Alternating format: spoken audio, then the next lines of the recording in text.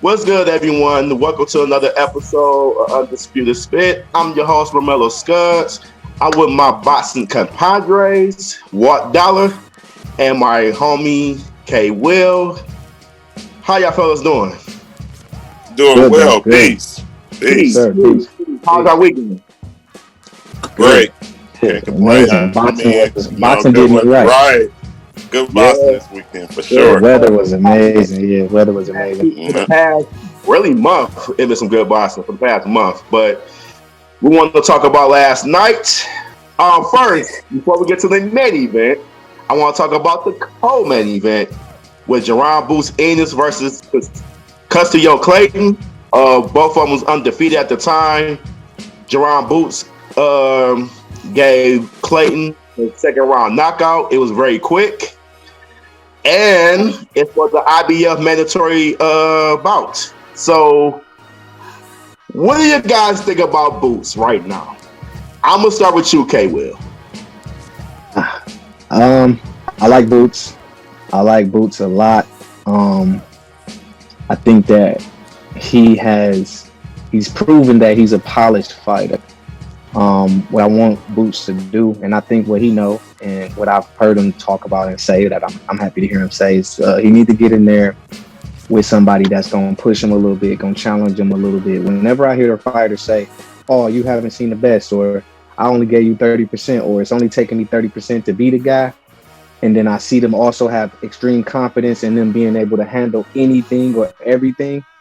You know what I mean? Either they doing some hella sparring, or it's like, I don't know if it's hype or how you would classify that, but I always question it. You know what I mean? So until I see it, I still have my questions about Boots, but I think he's ready to answer all the questions that I got. Let's put it that way. Dollar, what you got? I think Boots is a good fighter. I think he going through the process, which we seen like my fighter Earl Spence and even Bud go through. You know what I'm saying? When you on the come up, you gotta go through this part. He definitely needs a name fighter, like I said. We said in some past podcasts. But I think he's the number one contender. Yeah. I don't know if he's ready, if he gonna go straight to like Bud or Spence. But Thurman would be a good fight. This particular fight, just to talk about this one. Clayton didn't like he wanted to fight. He didn't like he came to fight. I don't know what that was about or why, I don't know, but I'm just going off from pure watching the fight and expectation, being a spectator. He didn't like he wanted to fight. He didn't like he came to fight.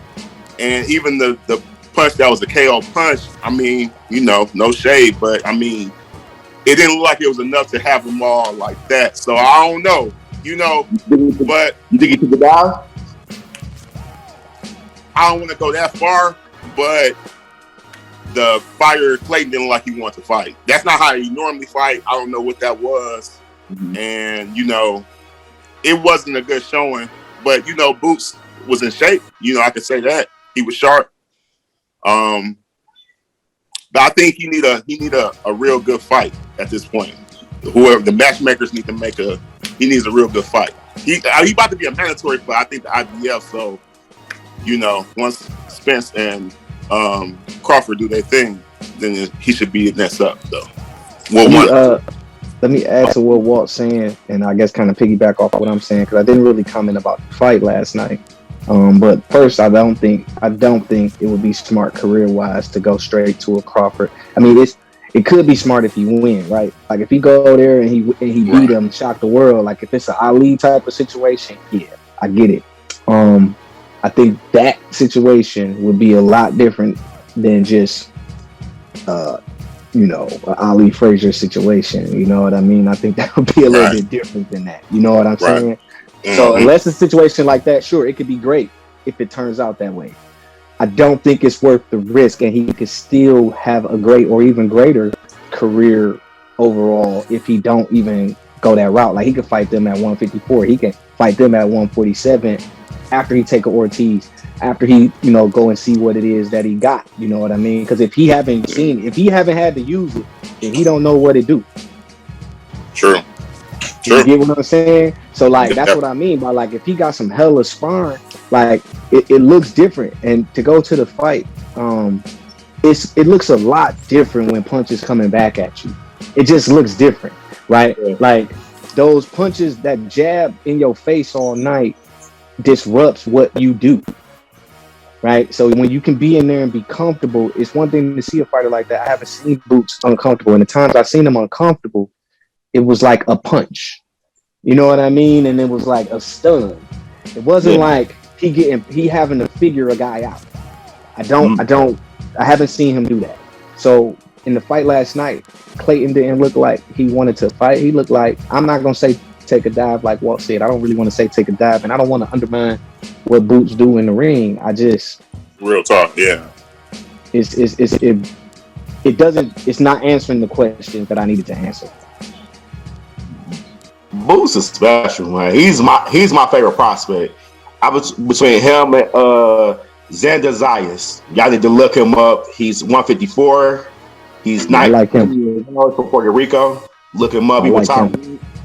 154 is crazy. It's crazy. I didn't really realize it until like maybe like the past week or so. And I knew all the fighters at 154, but I thought about how many times the belt has changed just in the last 2 years. Like J-Rock and Rosario, Harris, True. Timzu. No, like all them had the belt or two. Like yeah. And literally when you got it, it's not that long. So Yeah. But Boots is my favorite right now. Boots got all the tools, but y'all hit it on the target. It's levels to this. I mean, I get it. The confidence is there, the ego there, and he's knocking people out. And also, he hasn't been tested. I want him in the adversity moment, in that element, because he never went past the 6th round, and he won all the fights he ever had. I don't think he lost one round. I don't think so. You know what I'm saying? So I really want to see him in the adversity when he gets really, I mean, he does get hit, but he get hit when he's in trouble a little bit. I want to see how you overcome the trouble when he does get hit with that punch. You know what I'm saying? But his journey reminds me of Aaron Pryor. It does. When he just beating anybody who in his way, and he try to get that fight. I'm not seeing people, the top notch, is scared of him, but they kind of like, nah, little fella, keep doing what you're doing and all that stuff. He does need that name. He needs that name. Virgil Ortiz be good for him. Danny Garcia be good for him. Sean Porter, if he come out of retirement, that'd be a good name for him. He need that name, that credible name to get Earls and Buds and Ugas be a good name for him, though. So to get their attention. But Boots got him. He's next. He is next. Yeah, I agree with that. I want to say, I guess I agree with your point. I think that that's kind of my thing. Like this next year gonna tell me about Boots. Like when you say like a guy's ducking him, he kind of just hit the scene. You know what I mean? So you gotta this next year, like all fighters that's good fighters go through that. But he done also had close to 30 fights and he still need a name. 30 professional jumps and he still need a name. So it's kind of like, you know, these guys, it wouldn't have been hard for him to get a Danny Garcia. It wouldn't have been hard for him to get a Keith Thurman, like before yesterday's fight. You see what I'm saying? So it's like he gunning for the top. And that's fine because I think he's ready for that. But it's just, you know, this next year now it's kind of like if you're really serious about that, go watch Ortiz. Go, you know, just Ortiz, really. That'll get you, you know, you already a contender. That'll get you to fight somebody. That'll get their attention and say, all right, I'm a contender and I just did this. What's up? You know what I mean? Go do that. Yep. And then start saying, hey, look. And if they don't want to fight you after that, they duck you. Like with Earl, it was kind of like, you got to fight somebody. He beat Bundu. Well, okay, that's not enough. Bundu was just top 3 guy, gatekeeper. You know what I mean? He beat Bundu. All right, that ain't enough. He beat Lamont Peterson. All right, that ain't enough. All right, I'm gonna beat a couple of guys. He ended up getting the Kell Brook joint. He go across seed, beat Kell Brook. Like, I hear everybody reasonings, but after just watching the guy in this generation do that, like when you talk about it, you gotta be about it. You know what I'm saying? You gotta be about it. Yeah. It's not hard to do. You're gonna have to take less. You're gonna have to take, like, you're gonna have to fight not under your circumstances. If you really about that, you doing that too. You ain't just because I'm good, I get a shot. Like, respect the sport. I agree with that. I agree. Yeah, I think he definitely need a name fighter for sure. He got. I think when I'm saying, like, in terms of even just the quality of the fighter, like, he got to fight higher quality fighters. Like, you know what I'm saying? You gunning for the top, and I feel that. You know, you should be saying you the best, but absolutely, you stepping over like mad people that's got like mad skills. You know what I'm saying? So it's like, just step up the quality of the fighters that you fighting. Like, I'm not saying Clayton was like a tomato can, but he wasn't like a top 3 or 4 person in the division by far. So if you're going for the champions, you got to go at the top of the division first. Yeah, what I think it is with Boots though is Boots.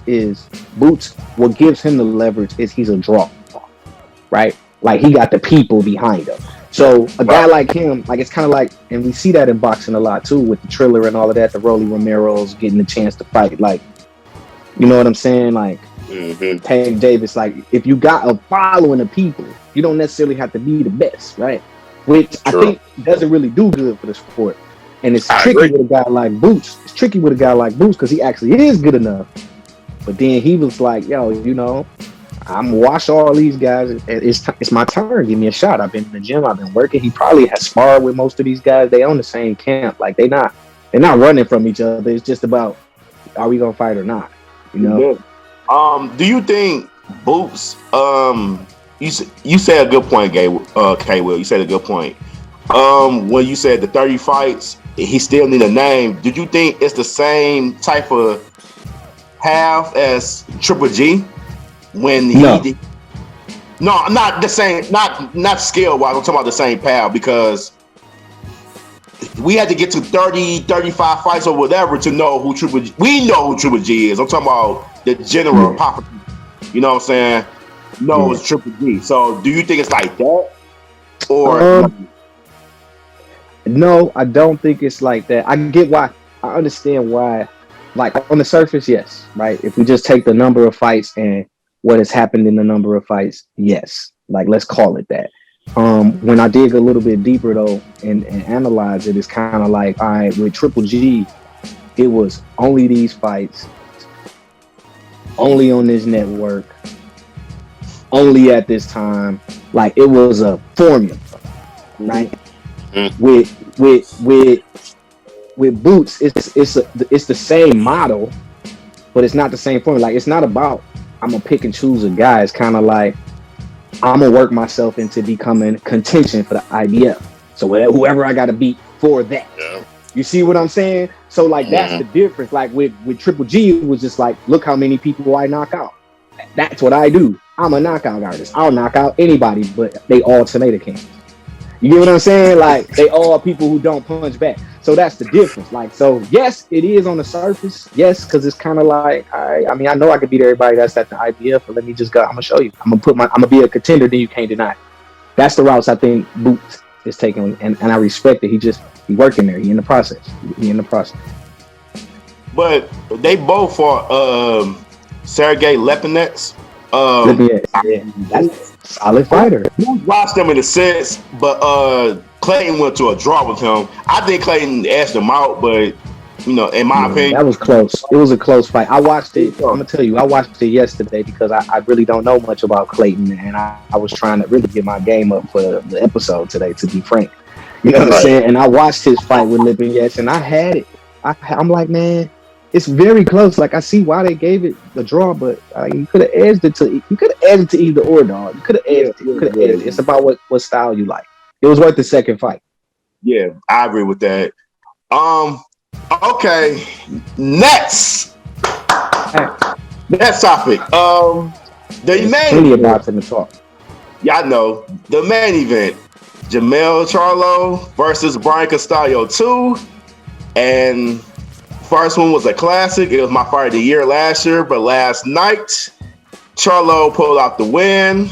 He's the undisputed 154 champion and never been done in history. He made history last night. What do you guys think about that fight and what's next for Charlo? I'm going to start with you, Walt Dolla. Go ahead. First off, I want to say hats off to both fighters. It was a great fight. It was a great, good old scrap. Two guys in there letting it ride, letting it all hang out. So I definitely respect that and appreciate that. Had me out of my seat. Okay, to be, critical and then, to go into the fight. I was very impressed with Charlo and the improvements. He the king of the division, you know what I'm saying? And he fought like that. You know what I'm saying? I thought that I got to say that he stepped up last night in terms of his status changed. If he was very good, he's elite now, or whatever the next step up is, he's the next step up because not only did you do something the first of, which is great in itself, but to me, the most impressive thing was he's 2-0 in the rematch, which means that his IQ is real high because he changed. He improved both fights because he won both fights. So that's when you got to say, whatever you thought about him before. I thought he fought an excellent fight. I thought he fought a tough fight. I thought Castino didn't improve that much. He fought how he normally fought, and he put the pressure on though. And it's still, regardless of what, pressure busts pipes. So you still got to see how somebody react under the pressure. He still put the pressure on, but he was hitting them very clean and very. His defense got better. His grappling got better. His ring knowledge got better. His spacing got better. I mean, he improved greatly. And I'm not his trainer. There you go. I know y'all gonna get oh man, that's an amazing trainer. I think he got to be the trainer of the year right now because he got the best fighters of the year. So he got to be the best trainer because they look excellent, excellent. That's my opinion on it. But it was a good fight. But he beat him convincingly, and that's how I think you have to win. If you're gonna be undisputed, you got to win like that. And very impressed. No, hats off to Castino, but you gotta take it like that. You gotta take it. He took it, impressively too. And he brought it to him. So hats off. I thought it was an excellent fight though. I would definitely watch it again. Can't wait to see it again. I thought it was fight of the year to me. Come on this morning. Fight of the year. Yeah. The first one was really good. Okay, what you got? I know you got a lot to say from the text last night. I do. I had so much to say last night. I was ready to go crazy live last night. But a couple quick things. Number one, classic fight. First fight, classic. Second fight, more of a classic. I wouldn't mind a trilogy to kind of cap it off and make if they can't find nobody else to fight, get in there. Let's mix it. Let's see it one more time. Maybe Castino do make adjustments this time. I think it was that kind of a fight, that good of a fight. I think both fighters competed at that level, and it just went one fighter's way.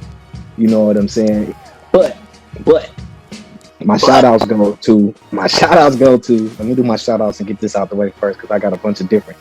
My shout outs go to boxing. The sport of boxing, number one, for finally making Undisputed. We have seen Canelo Undisputed. We have seen Charlo now Undisputed. We will see soon a Haney or someone else Undisputed. And we talked on this show about those things needing to happen. And lo and behold, the boxing gods have heard us. And we have in the last year seen 6 to 8 months, really, not even the whole year. In the last 6 to 8 months, Canelo was about a year ago. But in the last 6 to 8 months, we have seen Undisputed starting to happen. And I think one or two more look like they on the horizon. So shout out to boxing. Shout out to Derek James as a trainer. Yeah. I really don't understand what it's a couple other trainers that look good, but I really don't understand what else he would need to do as a trainer to not like what else somebody else is doing, what other trainer is doing, what any trainer is doing specifically that will keep him from being the fighter of the year, coach trainer of the year.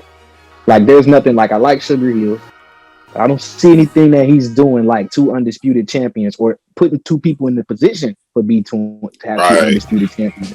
You know what I'm saying? Not saying he can't do that. Not saying he can't. I'm just saying that's not where it is right now. And that's where I'm basing this year's award off of. You know what I'm saying? That's a lot. That's a feat. And to take two fighters who were one thing and make them now look like an even more polished new thing. Like that's other guys finding good fighters and just kind of like riding the wave. Like you don't really got to teach them much. You just got to give them this. Like they don't know this, teach them this, and let them give them that skill so they can use it on a guy. Like he literally giving guys footwork. He's literally changing the way they think about the sport. He's literally changing their diets. Like I got to give it to him, you know. So hats off to him. Charlo, hats off to him for making history. The history that he made. That I didn't even realize that nobody has ever unified at 154. And when you think about the people who have come through there, real talk. No, in the 4-belt era, but the 3-belt era, I mean, yeah, but the 4-belt era been around what, 20 years, 24 years, 25 years, something like that. Yeah. That's the only one that I'm close to. I mean, let's just take the last 20. You have Pacquiao, you have Mayweather, you have a bunch of guys that come through there. Like I'm just naming the immediate names, but if we dig into the 154, you got guys that came through there who maybe they didn't even try. Like it was guys who got to a certain point and was like, I'm gonna hit 154 because it just ain't working. You know what I'm saying? I mean, I'm gonna hit 160 or I'm gonna go back to 147. Like it became not a thing. I think, you know, shout out to 154 division. The fight itself. And I'm gonna try to make this as quick as possible. It was, like I said, it's classic. The adjustments that Charlo made, like Walt kind of nailed everything I wanted to say about the fight. He really did.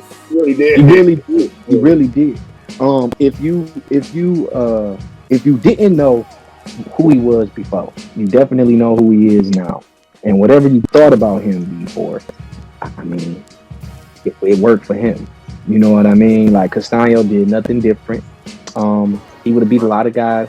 Shout out to him. Hats off to him. I still think he like the second best guy in the sport in that division right now. Like based on, I agree.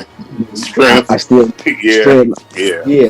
All that, yeah. He bring it to you. He putting the pressure on Jalen with Hurd. Mm-hmm. Yeah, he putting the pressure on him. You know what I mean? He putting the pressure on Tony Harris. Like he come. You know what I mean? I forgot Hurd was also somebody who won at 154. He was also champion. That's like it's the change. It's been changed so many times. So it's a dangerous thing. I would like to see Charlo, because you asked about what's next for him. I would like to see Charlo defended maybe once at 154.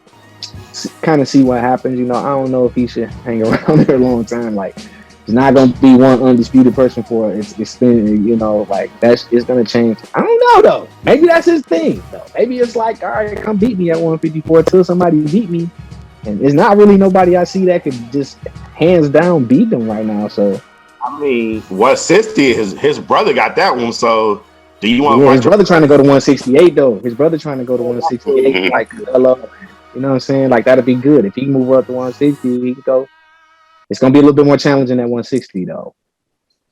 A lot more challenging, I think. A lot more challenging. Yeah, the bigger guys. Yeah, a lot more challenging. Yeah, they can take some of those punches and they hurt when they come back. They hurt a little more when they come back. Like the smaller 160s is bigger than you. Most of them, you know. So that's my, you know. Okay. Whew. I know I had a lot. That was, you know. Both y'all had hit, you know, was on the target again. Shout out to Derrick James. He is, I like Derrick James this year. You know what I'm saying? I mean, I like him, period. But as like the trainer of the year, yeah, I agree with that. He is the trainer of the year. That's the reason I gave it to Sugar Hill last year, because Fury's on that high, and you know, and all the fights with. I got to do the same with Derrick James this year. Or last year, I could have went with Eddie Reynoso. That's Canelo's trainer. Reynoso, yeah. Yes, and all that. But they took the L this year because they both lost. We're going to get into Canelo in a second. But to the fight, because it wasn't the knockout I was impressed with Charlo. It was the adjustments.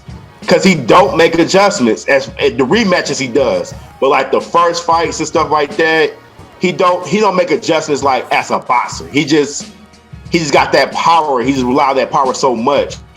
But what impressed me is in the middle rounds, he stopped staying off the ropes. You know what I'm saying? He was countering beautifully. You know what I'm saying? It was so beautiful because Castino was not he was bringing the same thing over and over again. Pressure. Get him, because he was trying he was inviting them in.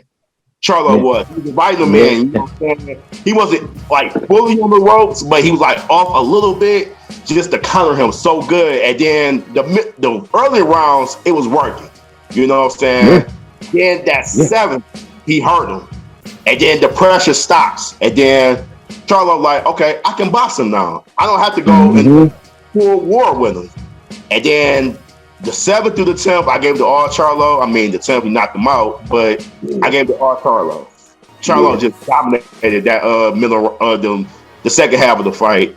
And that's what I was impressed with. But I'm not really a big Charlo fan. I'm a little more of a fan today than I was yesterday. I'm a lot more of a fan than I am than I was yesterday. I'm a lot more of a fan. Yeah, I'm more of a fan than yesterday. I was. Yeah. I am. You know what I'm saying? Custom adjustments. And I like that. Shout out to his team. And what hurt Castino too is one thing. The delays. Because they're supposed to fight in March, right? Yeah. Then you had a bicep injury or something like that. Yeah. They had to make it longer. And when you study your opponent that long, you're going to figure out what he's going to do. And that's what Charlo did. You know what I'm saying? I mean, the delays wasn't working in Castano's favor at all because he didn't do anything to do. So, I mean... He didn't do... Yeah, that's what I'm saying. Like, he didn't work to make it to his advantage. He didn't do anything, no. But I mean, you know, just to add on just real quick, the knockout, not only was the knockout a great knockout, but he finished him. You know, all fighters can't finish a fighter, even when they got him like hurt that bad. Right. And Castano is very strong. Like not with no wild, I'm trying to right. Just going crazy. He finished him. Like did y'all see that uppercut he did? He was sharp. He was sharp. He was real sharp last night. Yeah, real sharp, man. He looked. That's the best Charlo I ever seen. That's the best Charlo I've ever seen him fight. Yeah, me too. I agree with that. I definitely agree. That's the best I've ever seen. But it was a good fight. Real good fight. I'm with K. Will. It's a good thing for the sport, man. You know, like you want to see somebody scrap. They was scrapping. They was scrapping. You know what I'm saying? They was scrapping. If you like scrapping like that Rocky style, like no defense, just go like that. No, it was defense. This is professional scrapping. I'm just saying, professional scrap. Yeah.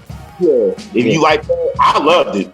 I was on the edge I thought it was a great fight. Yeah, I thought it was a great fight. The only thing I was thinking about what other fights, and I guess I got to go do some research, could be a candidate for fight of the year. And I can't think of anything for this year. I can't think of anything to top it. I mean, I guess this year is over with, but so far, you know what I mean? I'm just thinking about the stuff that we've seen. Like, I ain't seen nothing that was as captivating as that. Yeah, I mean, magnitude-wise, though, I think that Ugas Pacquiao fight was pretty. I ain't gonna say it's fight of the year, but it was, you know, shocking a little bit. I mean, even though a little bit, you know. But I hear Pacquiao's coming back. Did y'all hear that? I mean, you know. No, I hear that. Is it to fight who? I don't know, but he's 43 years old. I don't know. We don't even need to Pacquiao. He really don't. He really don't. I don't think it's a problem. I think it's for his country. Because you know you run for and I can dig it. But he a legend. Like, make it a show. Like, get your Floyd Mayweather on. Like, fight a little Chinese superhero or something like that. That's you know a bitch. Like, that's the bitch. Yeah, bro. Yeah. Don't fight no for real fight, man. Come like, on. It's not it ain't worth it. Yeah. You can get paid the same money and not have to do all the threat, bro. Right. Maybe more with his country behind him. Like he could probably get paid more. Like the amount of people he could bring, like he bringing the whole country, bro. Like legitimately. Yeah, shout out to last night's fight. I love that fight. It was that good. I wasn't even sitting down. I was standing up though watching it. Yeah. That was like the crazy part. I was like, because I was watching it and I'm thinking to myself in the third, fourth, and fifth, I was like, how I'm gonna judge this? You could Charlo gave with some good counters, then Castino came with a bang at the end of the rounds. Like I didn't know how to judge. It was a couple of pick'ems because maybe the first minute and a half might have been Castino, but the last minute and a half was Charlo. And it's like, are you judging the first half of the round or the second half of the round? Because if you judge the first half, I'm giving it to Castino. If you judge the second half, like which one is more important to you, right? Like it was at least 2 or 3 rounds early that happened like that. The last half of the fight, like you said, Charlo it was Charlo, you know. But early, I was kind of like you, like.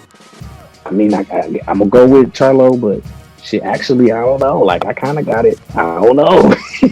Yeah, I had Charlo win the first round, the 5th round. I had Castano 2, 3, and 4. I thought he won those rounds. Yes, you know, it was like 3-2. Going to the 6th round, I thought, you know, I'm with you, Romello on the end though. Yeah, he definitely last 3 rounds he won them convincingly though. Yeah, for sure. Because I wrote in my notebook. I mean, in fights, I write in my notebook. See, that's how I'm gonna do my judging. Because I don't like Steve Farhill's judging. Kind of biased a little bit. So terrible, man. Yeah, that's what I'm gonna do on my own. But like after the 3rd round, I put either or. You know what I'm saying? Charlo, you go with Castino, I put either or.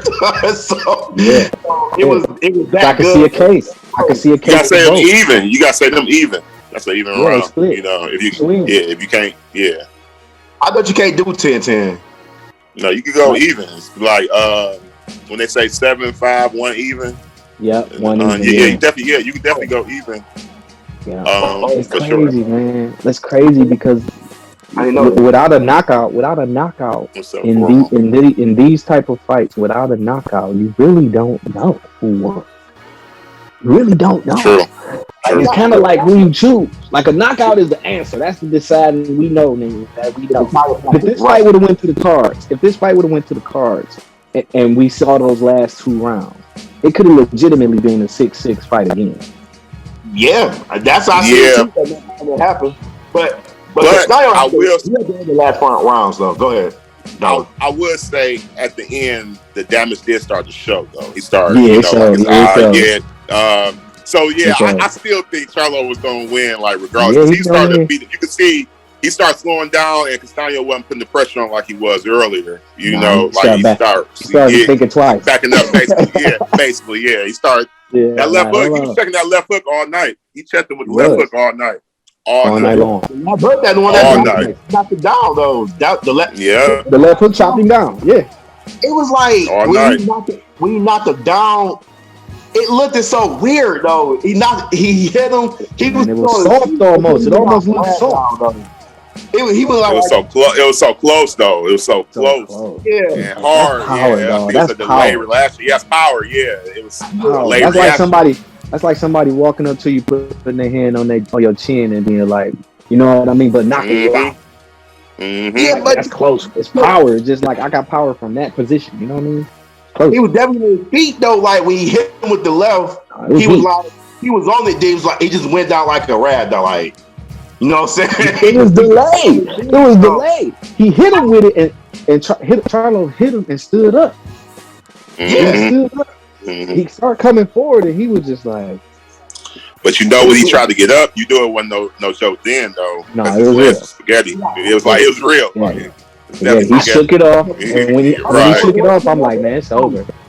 The uppercut was worse than the left hook because we did with that uppercut. His head went back. I saw against the rope. That rope one there, he'd been gone. That roast was not done. So with that uppercut, and I'm glad they stopped it too. Like I don't want to see, that's it. You know, we don't need to see no more. We don't see no more of that. Yeah, we don't need no more Deontay Wilder. Let me die. Right. We don't need that. Nobody really want to see that. You know what I mean? Like Real that's talk. supposed to be your mentality to win the fight. That ain't supposed to be actually how it go. Like you ain't supposed to really die. You know what I'm saying? Like, you don't just go home to your family Right. after it's over, bro. Like Right. I get the mentality, but no, it's not supposed to. No, And you don't want to see that.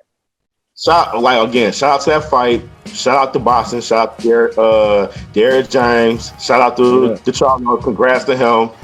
And shout out to Castino too at the end. Like he could have been like on some BS, on some bullshit, but he showed Charlo love. It was in Spanish, of course, so or whatever.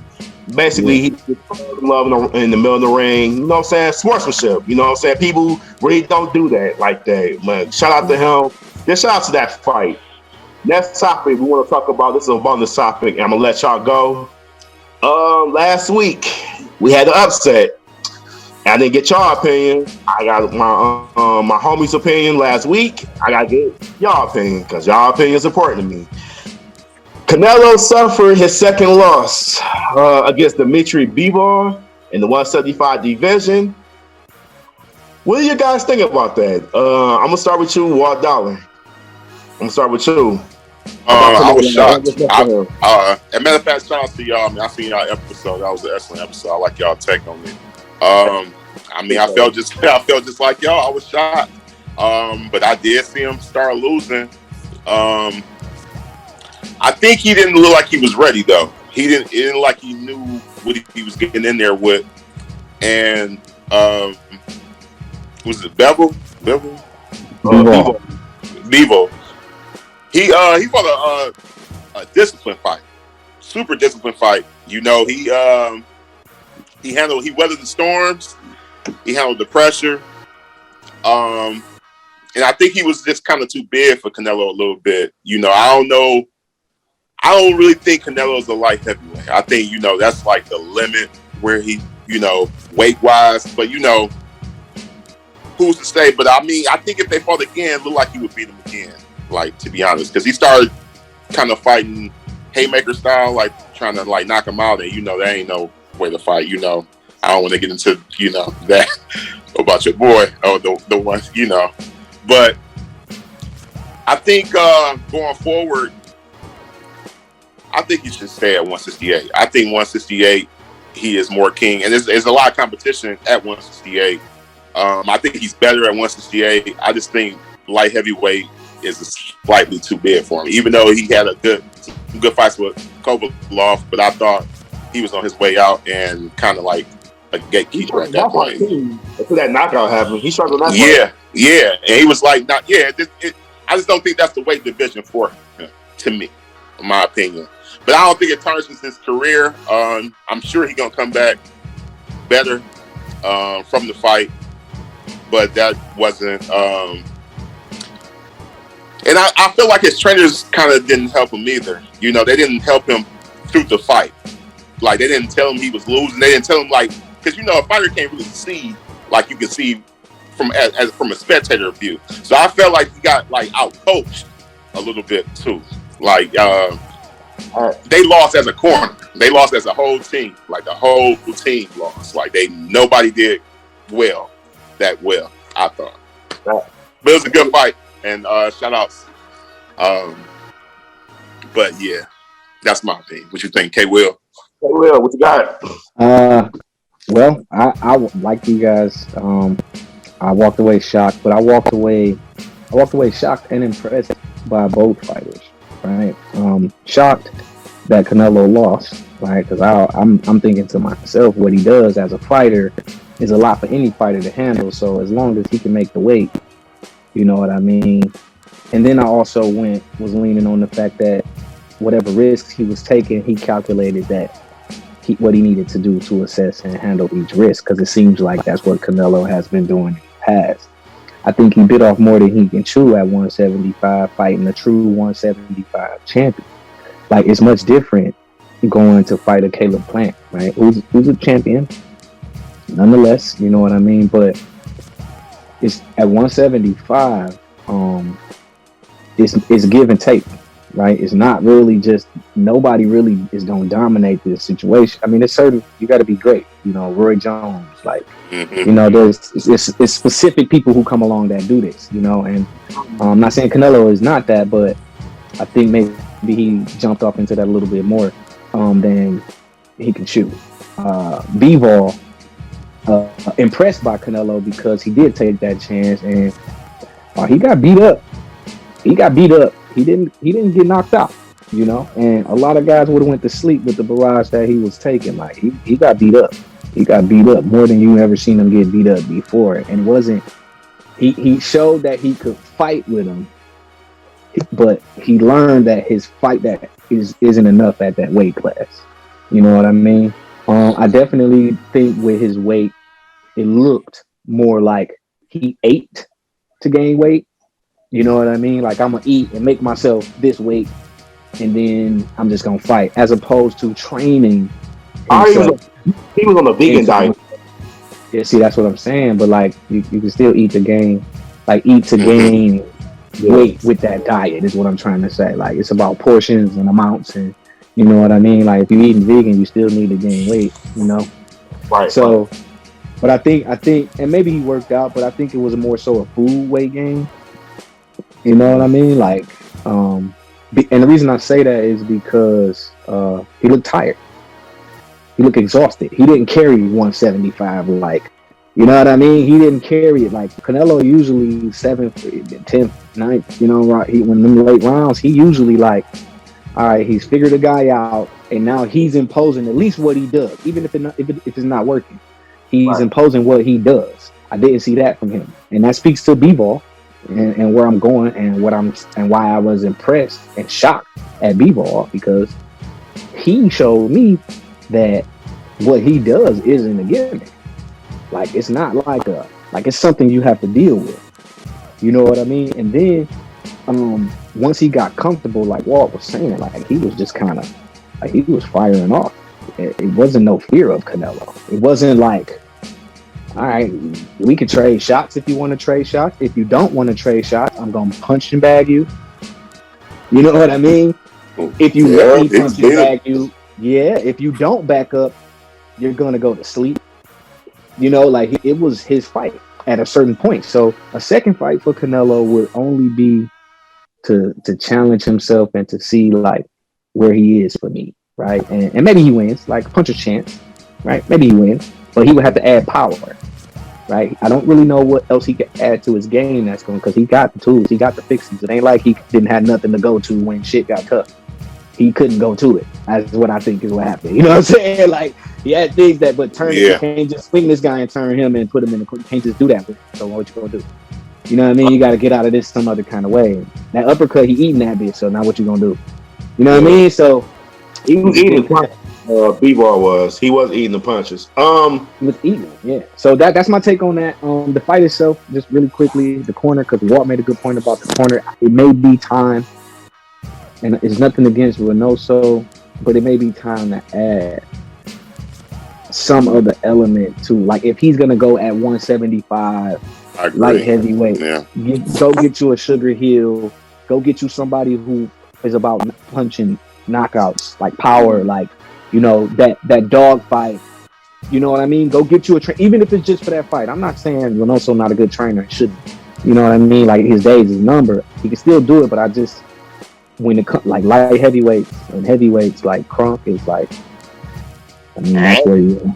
That's the same thing Fury did with Ben Davison. Then he went to Sugar Hill. That's what I'm saying. Like, okay, so get you one of those guys. Like, it might look a little different against Bivol, because it ain't so much about he need to get stronger. It's where to put this power at. Hit him here. Yeah. You know what I mean? Hit him there. If you step here and do this, how open this is, boom, that's flusher. You know what I'm saying? Like, it's to knock him out. You know, it just those techniques that I think he'll learn from a Sugar Hill or somebody like that. You know, like, he got the game. Like, he don't need no more teach me how to box. Right. No, it's not that. But he needs somebody to train him about how to fight bigger guys. You're going to train bigger guys like you train smaller guys. You know, it's a different situation. So like, he needs somebody like that. He needs somebody like that.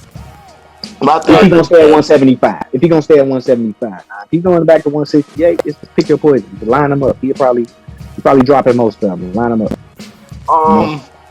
Two things I learned from that fight. One, before the fight started, except maybe Benavidez. Hold on, not to cut you off. Real talk. Yeah. I was about to say that, but I need to go back to that. I need to go back to that part after because I didn't put this. I don't want to add this on mine now because I want you to talk. But we need to go back because after this fight now, I need to see Benavidez now. Like you can't keep ducking this. Like you got to answer some questions now, Canelo. Now. Yeah, but go ahead. Go ahead. Yeah. Before I go, I want to the Benavidez fight next week. He fight David Lemieux. I mean, nice. He should watch him. He should watch him, but that's solid. Yeah, that's a good fight, though. Yeah. But two things I learned from this fight. One, before the fight even started, I said this is a dangerous fight because I saw Dimitri Bivol against Joe Smith Jr. And Joe Smith Jr. has hella power, and he the one that troubled Bivol or whatever. But Bivol overcome the adversity. He took his right hand, whatever, and Bivol just won that fight. You know what I'm saying? I watched him against Craig Richards too. I mean, he was a disciplined fighter. He was taller. He's bigger. He's a natural 175, and weight does matter. So he had the tools to give Canelo problems. I didn't see Canelo look this bad since Floyd. I'm gonna be honest. Conditioning wise, he was awful. You know what I'm saying? But he going up in weight. You know what I'm saying? You got to get accustomed to that weight. And he only fought one time in that weight. That was against Kovala. You know what I'm saying? And he struggled against him until the knockout was there. You know what I'm saying? And he was watched too. You know what I'm saying? Thanks to Andre Ward twice. So, you know what I'm saying? So,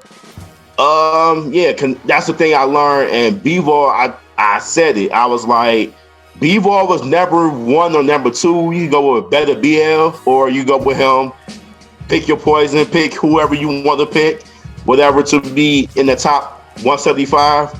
But dude wasn't no joke. I saw his fights. You know what I'm saying? That's what we do. We got to watch who we, you know what I'm saying, who opponent against who. We got to watch him and see what we getting. And when I saw him, I was like, I don't know Canelo, man. I get what Canelo's trying to do, be undisputed in two classes. It never been done ever. I get it. But like you said, he bit more he can chew. And 168, he would watch anybody except Benavidez, maybe. You know what I'm saying? I gotta see that for myself. And Charlo, I can't underestimate the Charlo. Not because it's both Derek James. That's all I'm saying. They both Derek James. That's all I'm saying. And if they learning how they learning, all I'm saying is maybe we gonna see a different Big Brother Charlo the next time we see him. Maybe we see a different one, bro. Like, and that's the problem. That's a problem. If Canelo was moving at 160, you have a point. But I take it Canelo so he got to come in 168, and he never fought 168. It's a different kind of power. So different. Let's see on that. Benavidez, that's why Benavidez is a 168 guy. So that's kind of like I think Canelo's skills, he won't watch them. I think he'll win that because Canelo bring more tools. You know what I'm saying? To the fight. You know what I'm saying? He has beats. You know what I'm saying? I know. No, he do. Y'all know his oppressed defense. You know what I'm saying? Benavidez does it, and he has power. I get it. He's opposing too, though. Like he's like bigger than him. He's gonna be like, opposing. And he know how to stay. Know how to use his size and he got good range. Yeah, he got good range, bro. And I think it's gonna be a tough fight. That range too. Like it's gonna be a tough fight. I'm not saying he knock him out. No, I ain't saying he watch him. I say he just get him in the later round. And he experienced too. Benavidez is young. Yeah, I mean, I give you that, but it's a lot tougher than just. I give y'all that. I think one of the things that gave Canelo problems with his last fight was the size, was the range, was how good Bivol could be from distance. Like, I give it Canelo a chance to be Canelo because Canelo can hit you from distance if he can reach you from distance, right? But when he can't reach you from distance, now he's trying to get to you, so he can kind of break you down. He couldn't even do that and B-Ball's range, his work from that range was incredible. It was really impressive. And Benavidez is very similar to that style of fighting. That's a good point. But my thing is with Benavidez, right? Is he gonna bring that same discipline as B-Ball? Because you know he's emotional. You know what I'm saying? He's very emotional. That's a good point. That's a good point. Good point. You know what I'm saying? That's a good point. Because we could say the same thing with Danny Jacobs against Triple G. He had the tools. He had Danny Jacobs against Canelo. That was, he was in the fight until he wasn't. You know what I mean? Like, the emotions was boiled over, and that was it. You know what I'm saying? So I need to see Benavidez composure. I need to see that. And if I see that, I can't really see in this fight because he fighting I ain't gonna say a tomato can. I'm gonna say a gatekeeper to be nice. That's fair. You know what I'm saying? To be nice.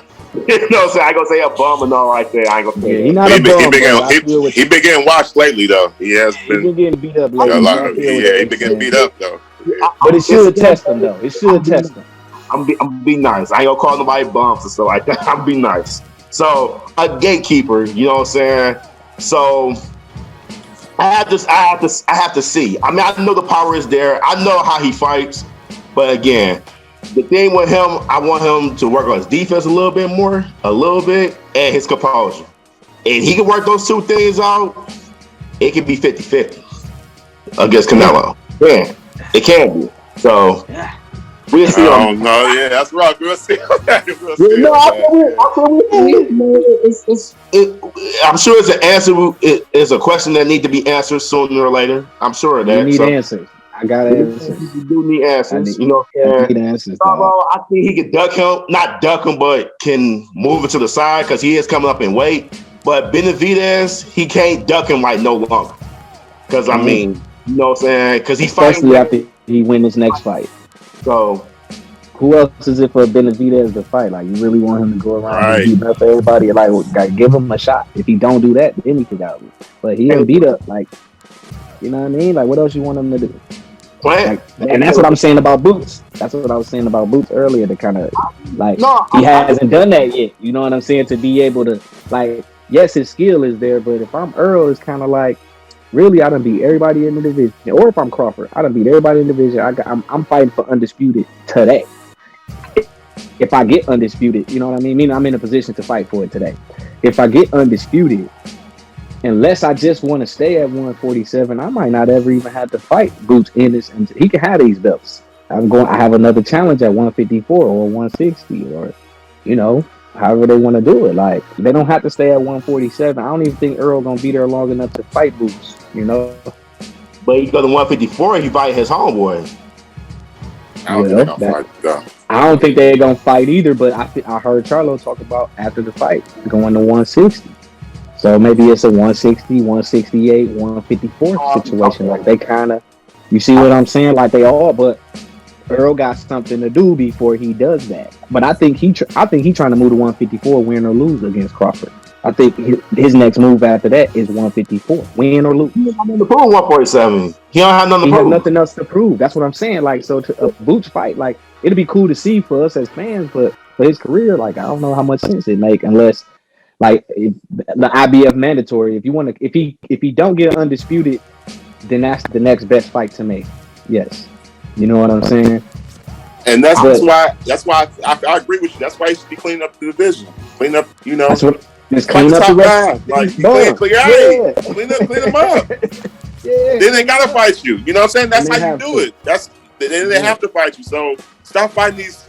I'm not saying Clayton is a bum, but I'm just saying fight somebody that's of stature. You can do that. He can do that. I promise you, he can do that. Yeah, he can do that. He can do that and win. Yeah, and win. Yeah. He called out Thurman. I don't think he called out Danny Garcia though. He smoked Thurman though. Thurman ain't been active enough. That's the problem. Like, I work with you. I layoff him trying to fight Boots. That's a bad deal for Thurman. That's a payday. He just want to get a check. But it'd be good for Boots though. It'd be amazing for Boots. It'd be good for Boots. Because now it's like, all right, and I beat somebody neither one of you bums for. So we don't even know how you would look against this guy. True. The only person you lost to was the champion, Pacquiao. So what we talk, you know what I'm saying? And another champion, Port, like, come on.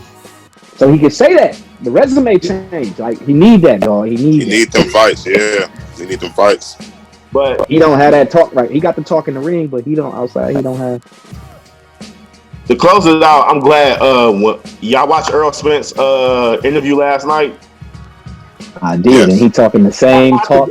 And he said he already agreed to the fight. Did you see that? You want to do a quick 5 minutes on the fact that he already said he agreed and he's waiting? Oh, I didn't even hear that part. I must have slipped that. I'm sending y'all the video when we get off the. Wow. I'm sending you the video. I already signed, so I'm waiting on that. That's what we want. That's what we want for years. That's what we all want. But I heard him say that he said that Terrence. He said Bud really wanted to fight though. So I think Bud gonna do the same thing. Bud just probably like, all right, man, I want this. He trying to add his little adjustments probably, and he gonna send it back their way. But I think it's gonna happen, bro. This year, it's gonna happen too. I'm gonna send y'all the video. Oh yeah. Now that might be a fight of the year, depending on how it go. Like, true. Yeah. And we need to do an episode on this too, because as hype as we are about this fight, I remember how we felt about Pacquiao Mayweather. We're gonna get this fight, Crawford and Spence, and it's gonna be so technical that people are gonna be so pissed, because these are extremely high level fighters who not gonna get this other guy an advantage.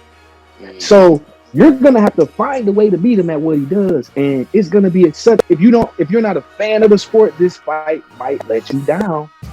I think earlier on, I agree with that. But I think, sooner or later it's gonna come to fighting. They're gonna have to fight. You know what I mean? They're gonna have to fight. You know what I'm saying? Just because like Earl's style, he bring the pain. You know what I'm saying? He gonna bring it to you. And Bud's style is like, come bring the pain. I'm gonna. All right, if he's gonna bring it, I'm gonna tell you. Right. Yeah. So I think they're gonna fight at some point. I don't know if it's gonna be at the beginning though. Yeah, like early. Okay, we'll see. Yeah, early. It's gonna be. Yeah, but I think they both. I plan. Like you was telling me about the training, they both look like they're gonna be in shape. They looking like they ready. Bro. They looking ready. So I mean, either whoever they about to fight right now, about to get murdered, or they fighting each other. You know what I'm saying? Like no. They don't need to fight anybody but each other. I don't want to see they both said it though. They both said it, so I don't want to hear nothing about nothing. They both. I heard Thurman. I heard Crawford say, I don't want Thurman, I want Earl. And I heard Spence say Thurman had his chance, so I'm not fighting him no matter who I fight, and I'm looking for Crawford. Yeah. That's it. And y'all saying it's like it's Pacquiao and Mayweather. No, it's not 6 years to fucking make. You know what I'm saying? No, it's not like that. Though. I mean, we've been wanting this since probably the sport also not in a place where they can do that either. Like the sport, it's not one man carrying the sport right now either. Like Floyd was one dude carrying the sport right now. Like the only way to eat was Floyd. Like nobody else was getting $1 million no bag. It's not that long ago that fighters was not getting paid that, bro. They are getting paid that because of what the model he put there, bro. That's why they're getting paid that. Before it was the bag, so it's a little different because at that point in time, Bob Arum was sending whoever he could to get that bag back to Floyd. And Floyd was like, "You're gonna do it on my terms, even if it's Pacquiao. I don't care who you be." Like it was a whole different political struggle that made that 6 years. I don't think it was Floyd want money. So if you would have offered him $400 million at that time, he would have took it when he was only making 20. Yeah.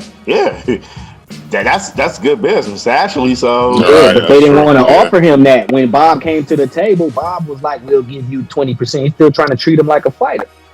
And Floyd like, "No, I own shit. What you talking about? And I could go make hundreds of millions without you. So either you're gonna pay me half." That's why it was 50-50. That's what I'm saying, bro. That's what I would have held out too. I would have held out too. And the fact that he became a billionaire. That's all I'm saying. And he still whooped his ass.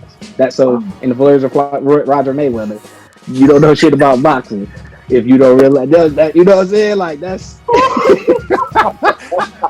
shit about boxing. Man, Roger, dog, the legend, dog. Shout out to Roger, man. Roger, dog. He know boxing. I'm gonna let y'all fellas enjoy y'all day, man. We're gonna close it out. Yes, you know what I'm saying? I'm Romello Skuggs. It's always a pleasure to talk to y'all. Y'all my compadres on Boston, man. You know, it won't be right without y'all. You know what I'm saying? I'm Romello Skuggs with Walt Dolla, Karl Williams Jr, K. Will. Till the next time. See ya. Peace. Peace. Peace. And this is Undisputed Spit. You dig? I'd buy that for $1.